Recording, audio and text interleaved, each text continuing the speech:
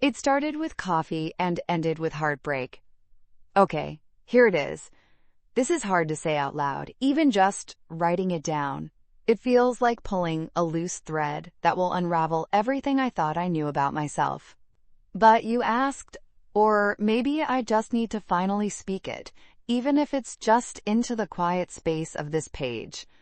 It started with coffee. Just coffee. That's what I told myself anyway, back when the lie was still a tiny seed, barely pushing through the soil. It was maybe 6 months ago? No, closer to 8 now, I think. Time gets blurry when you're living with a secret tucked tight against your ribs. My name is Clara, I'm 28, and I work as a marketing coordinator in a pretty standard office building downtown. I'm in a 5-year relationship with Ben. We live together, share a life, have future plan, involving maybe a dog, maybe a house deposit someday. Ben is good. He's kind, reliable, makes terrible jokes that still make me laugh sometimes. And he's just comfortable, like a worn-in sweater. And that's maybe where it started. The crack in the comfortable. The office building is one of those big, modern glass and steel cubes. Our company is on the 5th floor. Alex worked for a different company, on the 7th. I'd see him sometimes in the lobby, or waiting for the elevator. He was maybe a couple of years older than me, 30, tops. He had this quiet energy, you know? Always seemed a bit thoughtful, a little bit outside the usual office hustle. Nice eyes, dark and observant.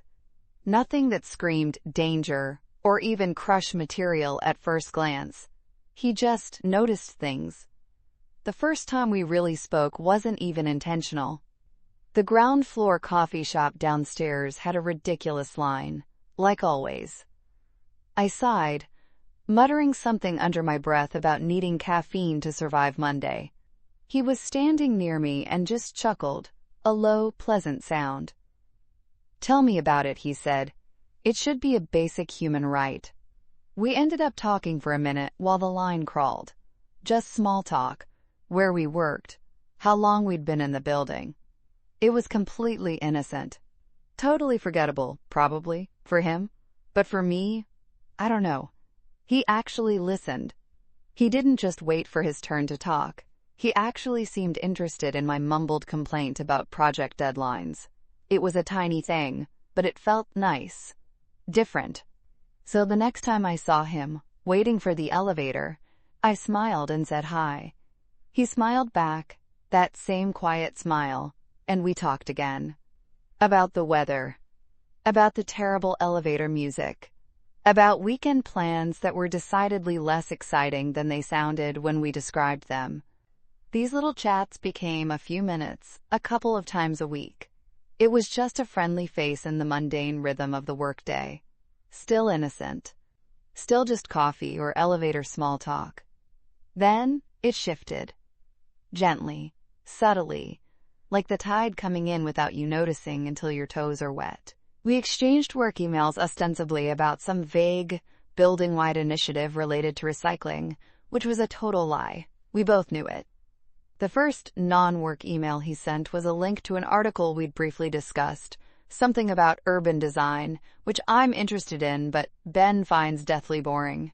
My heart did this strange little flutter when I saw his name in my inbox, outside of a company-wide announcement. A tiny spark. We started emailing back and forth, short messages at first. Then they got longer. More personal. We talked about books we were reading, music, frustrating days at work, stupid office politics, things I'd normally vent about to Ben, or maybe my closest friend. But talking to Alex was different. It felt lighter, less burdened by expectation. He'd ask insightful questions, things that made me pause and actually think about why I felt a certain way.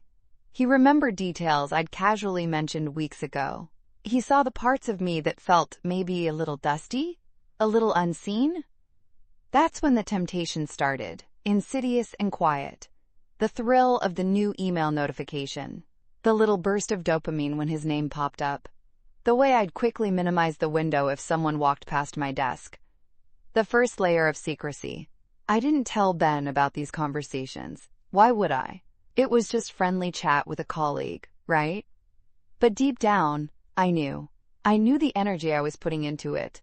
The little fizz of excitement I felt was already outside the bounds of innocent friendship. The guilt was a low hum at first, like background noise you can ignore. I'd counter it by being extra nice to Ben, making his favorite dinner, watching that documentary he wanted to see, even though I wasn't interested, trying to balance the scales in my head. But the weight on Alex's side was growing. The messaging moved to texts. This felt like a bigger step, crossing a line into personal time, bleeding out of the office context entirely. Late at night, when Ben was scrolling through his phone or already asleep beside me, I'd be messaging Alex. About everything and nothing. About my hopes, my fears, the small frustrations of my day, things I hadn't articulated to anyone, maybe not even myself. He'd respond with empathy, or make me laugh, or offer a different perspective. It felt like building a hidden room just for us, brick by brick, message by message. The lust wasn't physical, not in the traditional sense. It was the lust for connection, for being seen so clearly. It was the thrill of the secret, the almost danger of it. It was the intoxicating feeling of someone else finding my ordinary thoughts and feelings fascinating. It was the warmth that spread through my chest when he'd say something like, "That's exactly how I feel," or, "You have such a clear way of looking at things." It was emotional lust, pure and simple, a craving for that validation, that intense focus. There wasn't a single moment of climax in this story, not like a movie. It was more like a slow, steady erosion. But if I had to pick a point where I knew I had truly crossed a line, emotionally, it was a Tuesday night, maybe a couple of months ago. Ben was away on a work trip, just for one night. Alex and I were texting, late. It was pouring rain outside, and the city felt quiet. We were talking about feeling stuck, about childhood dreams we'd let go of. I shared something deeply vulnerable with him, something I hadn't even fully admitted to myself, let alone spoken out loud. It was a fear I carried, a feeling of not being good enough, a creative ambition I'd buried under layers of sensible choices. I typed it out, my thumbs shaky, hesitating over the send button. But I sent it. His response wasn't just words on a screen. It was understanding. It was acceptance. He didn't try to fix it or offer platitudes. He just saw it, and he shared something equally vulnerable in return. We talked for hours until the sky started to lighten. In that moment, sharing those heavy, hidden parts of ourselves in the quiet dark, it felt more intimate than any physical act one could imagine. It felt like our souls were touching, naked and unafraid, in a way mine hadn't with Ben, or maybe anyone, in years. That was the break point. I closed the messaging app that morning, the light gray of dawn filtering through my blinds, and the weight hit me. Not just guilt, but a crushing certainty. I had built a relationship within my relationship. I had poured energy, vulnerability, and emotional intimacy into someone who wasn't my partner. I was emotionally cheating. There was no other word for it. All the justifications, it's just talking. Ben and I don't talk about that stuff. It means nothing. They all crumbled. It meant everything. It meant I had given a piece of myself, a vital, intimate piece, to Alex. After that, the guilt wasn't a low hum anymore. It was a constant, throbbing ache. It sat in my stomach like a stone. Every time Ben touched me, or said he loved me, or just asked about my day, I felt like a fraud. The secret wasn't exciting anymore. It was poison. It made me distant, jumpy, quiet. I'd snap at Ben over small things, or avoid talking about my day altogether, because my day felt increasingly centered around those stolen moments or messages with Alex. Continuing the connection with Alex became harder, tainted by the heavy knowledge of what it was. But it was also addictive. That feeling of being understood, of the easy connection, It was a siren song I struggled to resist, even as the guilt gnawed at me. I was trapped in my own making, craving the comfort Alex offered, while simultaneously hating myself for needing it, for seeking it outside of my relationship. I started looking at Ben differently, noticing the things we didn't share anymore, the silences that weren't comfortable but empty, the conversations that stayed resolutely on the surface. Was it like that before Alex? Or did creating this separate world with Alex highlight the gaps in mine with Ben? I still don't know. Probably a bit of both. I started questioning everything. My relationship, myself. What comfort versus connection really meant.